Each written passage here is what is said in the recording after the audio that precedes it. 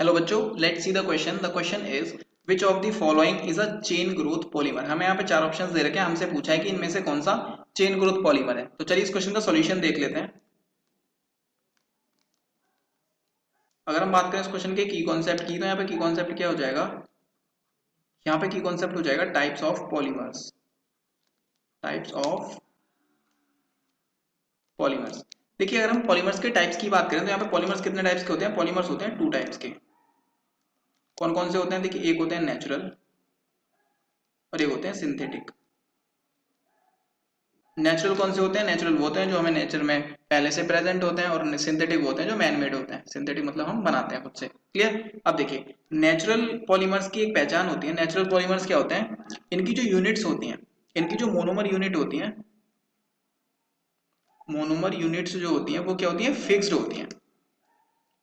Fixed होती हैं। Fixed मतलब एक फिक्स अमाउंट होता है मोनोमर यूनिट्स का, वही आपस में ऐड होकर के क्या बनाती है? पॉलीमर का फॉर्मेशन करती हैं नेचुरल पॉलीमर्स के केस में। और जो सिंथेटिक पॉलीमर्स होते हैं, इनमें क्या होता है? इनमें चेन ग्रोथ होती है। इनमें क्या होता है? चेन ग्रोथ होती है। मतलब इनमें चेन ग्रोथ कैसे होती है? चेन ग्रोथ तो इनमें कोई फिक्स मोनोमर नहीं होता। मोनोमर जो होते हैं वो नॉट फिक्स्ड होते हैं। मोनोमर्स यूनिट जो होती है वो फिक्स्ड नहीं होती हैं, फिक्स्ड नहीं होती हैं। क्लियर? अब मोनोमर यूनिट फिक्स नहीं होगी तो यहाँ पे क्या होती है? एन मोनोमर्स यूनिट होती हैं और वो रिएक्ट कर करके पॉलीमर बना लेती हैं। अब देखिए, अगर हम बात करें नेचुरल पॉलीमर्स की, तो इनमें क्या आते हैं? ये जो हमें फर्स्ट ऑप्शन में दे रखा है क्या? स्टार्च। जो हमें दे रखा है स्टार्च। सेकंड में दे रखा है nucleic acid. Nucleic acid. Third में क्या दिया है? पॉलीस्टाइरीन। इसको छोड़ देते हैं। फोर्थ में दे रखा है प्रोटीन। प्रोटीन। ये जो हमारे पास में तीनों दे रखी हैं, ये तीनों क्या है? ये तीनों की तीनों नेचुरल पॉलीमर्स हैं। Natural polymers. अब नेचुरल पॉलीमर्स है तो इनमें क्या हो गया? फिक्स्ड हो गई इनकी मोनोमर्स यूनिट, तो ये तो हो नहीं सकती चेन ग्रोथ। अब जो हमारे पास थर्ड दे रखा है, ये फोर्थ है। जो हमें थर्ड दे रखा है पॉलीस्टाइरीन, ये क्या होता है? देखो थर्ड वाला देख लेते हैं। पॉलीस्टाइरीन। देखिए, पॉलीस्टाइरीन की अगर हम बात करें, इसका स्ट्रक्चर देखेंगे। पॉलीस्टाइरीन का स्ट्रक्चर होता है कुछ इस टाइप का, CH double bond CH2।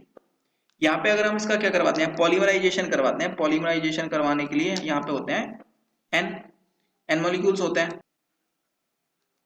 Okay, after polymerisation यहाँ पे फॉर्मेशन क्या होता है? देखो, जो रिंग थी वो रिंग ऐसे ही रहेगी, साथ में ये बनता है यहाँ पे CH2, एंड ये जो डबल बॉन्ड था ये सिंगल बॉन्ड में कन्वर्ट हो जाता है और इसके हो जाते हैं यहाँ पे N। मतलब क्या हो गया कि हमारे पास मोनोमर यूनिट फिक्स्ड नहीं थी, और जो हमारा फॉर्मेशन हुआ है यहाँ पे पॉलीस्टाइरीन का, ये पॉलीस्टाइरीन भी क्या है? इसके भी यहाँ पे N मोल्स होते हैं। ये होता है addition polymer. Clear?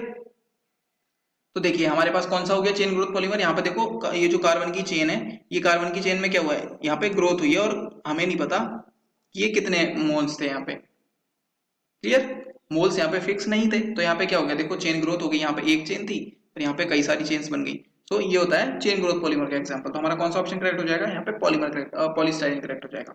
So option third is the correct answer. I hope you understood it well. Best of luck.